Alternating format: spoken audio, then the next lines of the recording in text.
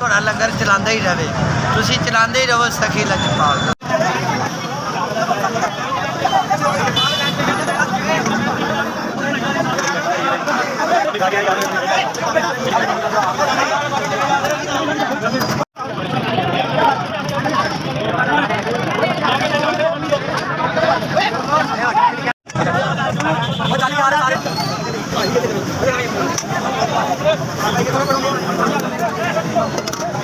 दवे कि पत्ती खूह च भी खूह भरया हो तेरा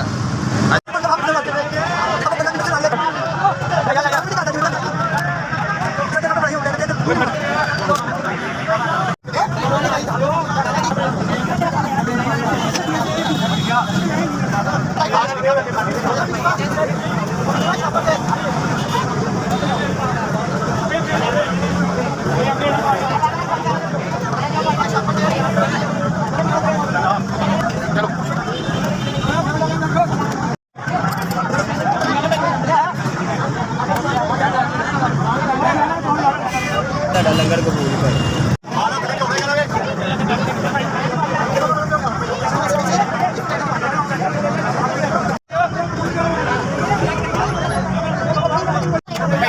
अब